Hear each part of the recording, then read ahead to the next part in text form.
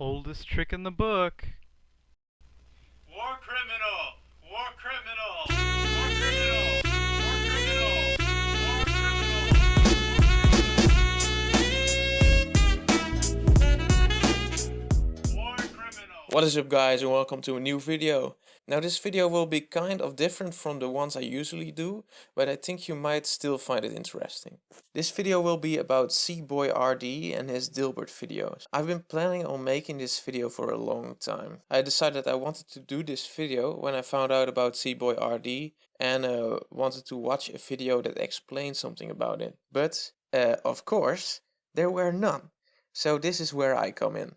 This will not be an incredibly long video, but one that will explain who he is and what happened and what he did.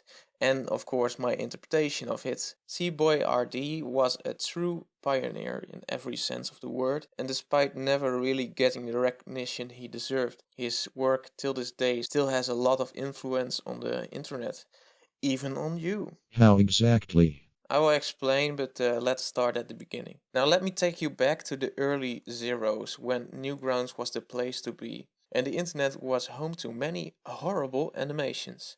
But then the most horrible of them all popped up in August of 2005. The first part of the 40-minute video epic called Bart the General, which was created by the collective known as Famicom, consisting of GHXYK2, Kitty Clark, Steven Sadler and Leon Sadler. The video was so horrible that it even spawned an entire genre called scat animation, and please don't Google that.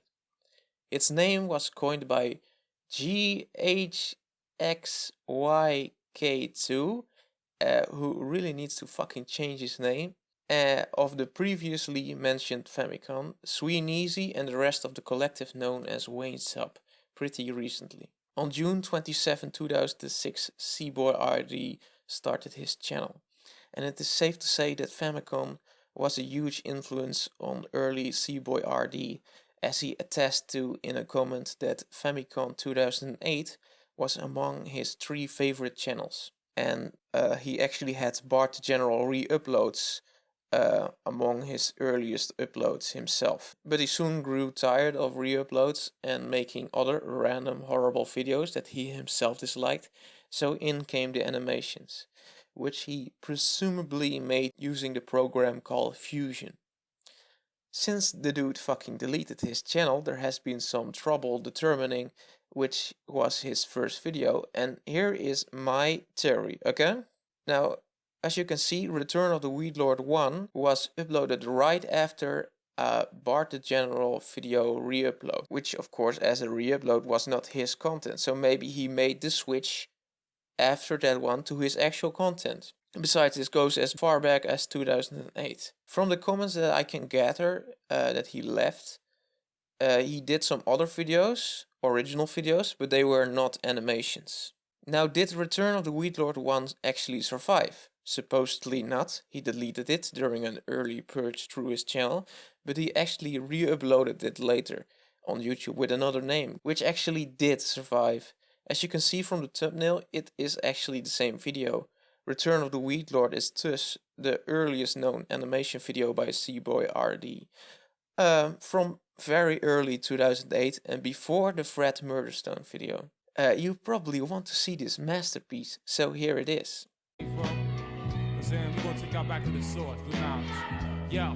When the MCs came to live out their names and to perform, some had to snort cocaine to act insane. With the poor heat rocking on down on the mental plane, the spark the brain with the building to be born. Yo, where's up the track? The what you got? Sick of it, state niggas get flipped in mic fights. I swing swords and cut clowns. As you can see, the animation is not really that impressive, but fair enough, it is supposedly his first video. Now let's fast forward a few years as Cboy learns to master his skill. Throughout the years, Cboy kept his drawings in MS Paint, supposedly, by the way, but at least a program similar to MS Paint, which might have been just out of sheer irony or out of respect for the Famicom collective, but either way, serious or not, it is the only style in which his videos would work.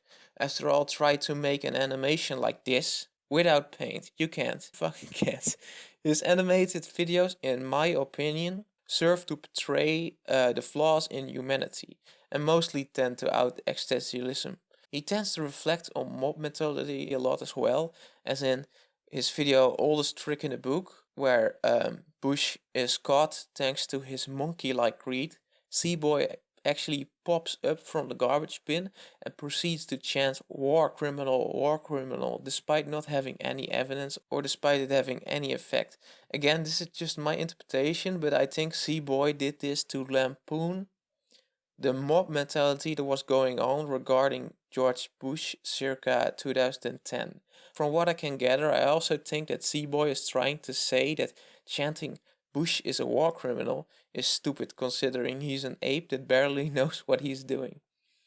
Now let me skip to another quite interesting part. Over the years, Cboy used to do trolling videos, and he did them quite well. His subscribers obviously knew what was going on, but new visitors might actually believe them. For example, the claim that he made that he was actually the Numa Numa guy. Hi, it's me, the Numa Numa guy. Remember? From the popular YouTube video, Numa Numa. You know, Numa Numa. It's me. I just thought I'd drop by, say hello. I'm gonna surprise you, cause you never know what surprises the Numa guy has in store. You probably don't recognize me because I lost a lot of weight. Why would he play his trick on them? Just like every other troll or in case joke, it's funny and entertaining to mislead someone and having people even joining in on the thing. It's like a big inside joke. Now here is the slammer, and presumably the way he had effect on you yourself. Cboy is basically the brain behind the Shrek meme. He used to do videos where he proclaimed his love to Shrek and where he would upload videos defending Shrek over trivial things. Shrek is Drek. Shrek is Drek. Real fucking clever. You can make rhymes about Shrek. Real fucking clever. It's real funny, real cute. I really like that. Shrek is Drek. You think of that on your own?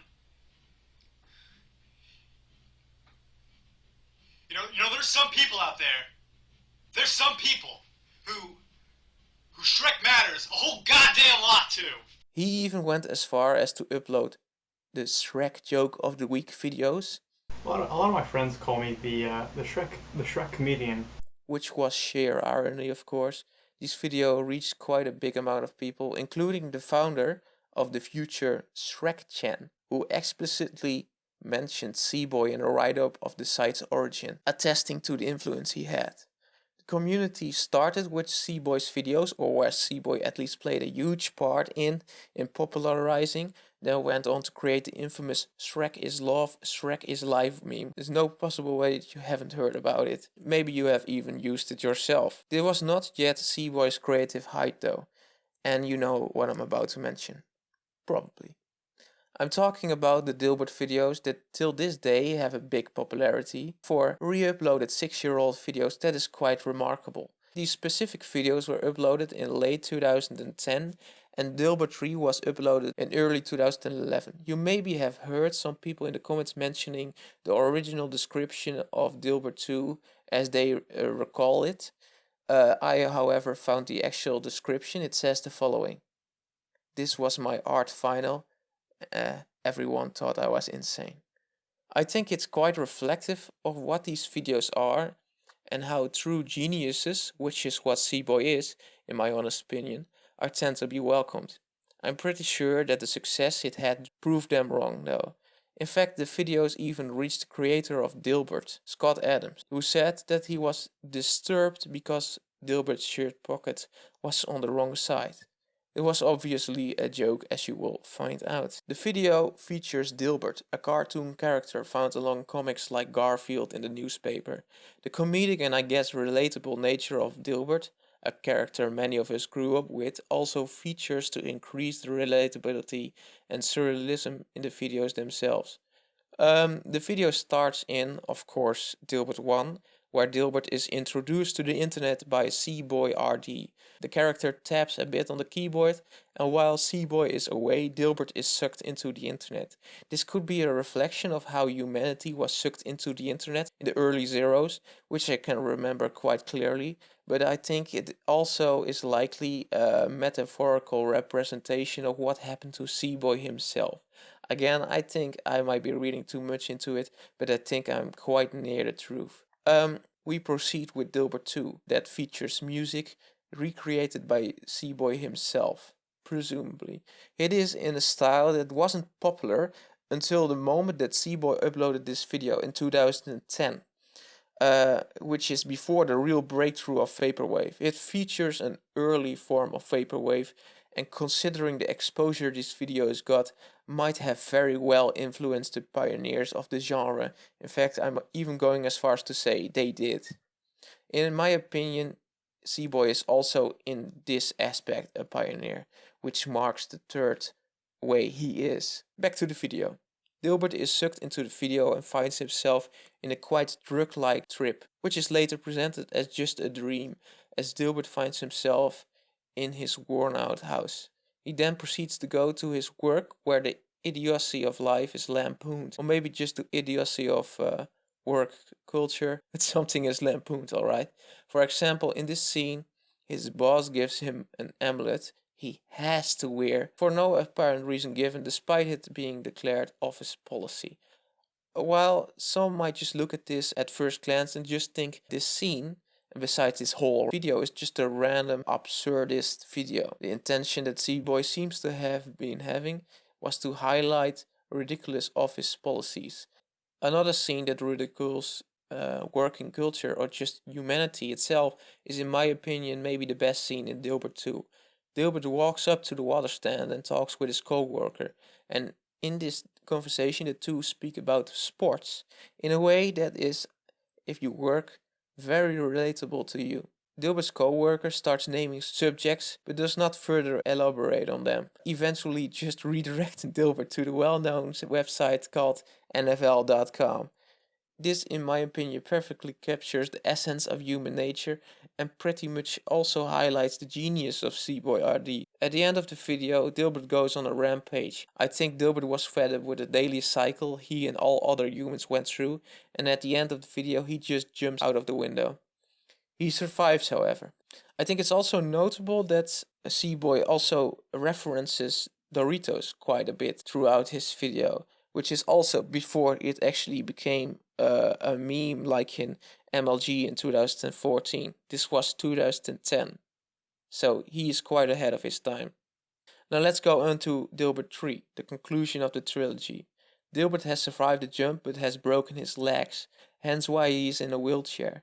However, Dilbert's murder spree continues, helped by his co-worker. They murder his boss and another co-worker, whom Dilbert gives the chance to live if she gets a trivial question about Doritos right. This might be a reference to the way school shooters sometimes ask their victims if they believe in God, and depending on the answers, shoot them or not. The lady, however, gets it wrong and gets shot. In the closing scene, the co-worker of Dilbert and Dilbert himself are about to commit suicide, but Dilbert doesn't pull the trigger just yet, realizing that he always loved his co-worker, and he then proceeds to kiss his dead friend, which could be seen as quite disturbing. He then shoots himself, and the screen also gets covered by the now quite infamous phrase, "Dehumanize yourself and face to bloodshed," which is taken from some old game. The phrase still sees use till this very day. For example, the quite famous Sam Hyde used it like a year ago. Face the tragedy. Dehumanize your face to bloodshed. Another note should be the remake of the RoboCop title theme track used here. This video had so much influence that the song itself, in itself like 20 years ahead of its time, has a comment section that is basically entirely filled with references to Dilbert 3, which is quite remarkable. Anyway, that concluded the trilogy and Cboy's most notable work, videos that will probably remain well known for many years to come. and solidify Cboy's legacy. By now you are probably wondering what happened to Cboy. In fact, you probably have been wondering it since you started watching this video, considering it's alluding to this question in the title and all. Rumor has it that Cboy hated that people were repeating his famous phrases and endlessly quoting his videos. And eventually, in 2013, I've heard, but I've seen in the Wayback Machine that he already did this in 2012, early 2012, he decided to privatize all his videos. And he then deleted his channel in 2014. After this happened, he got asked a while later by a fan why he did it, and he said he didn't know. I think I might know the answer, and I might be wrong, of course. I don't know him personally, and neither am I a mind reader, so this is just a guess. But I think he hated uncreativity. It's the reason he made these parodies of sheepish behavior, and it eventually led to him hating his own creation. Because he was so unique, people liked him. And because people liked him, they copied his phrases, spamming it everywhere, becoming sheep on their own. With him being their leader, it eventually just ended up with his channel becoming what he criticized in the first place.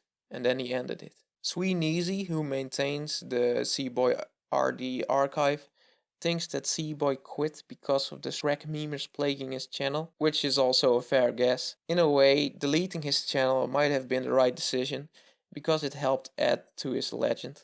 And this is my way to keep the legend afloat. Well, I guess that's it for video. Thank you for watching it all. Hope you actually enjoyed watching it all as well. And thanks to Swee Neezy and PilotRedSun for providing me with info for the video. Well then, see you in the next video.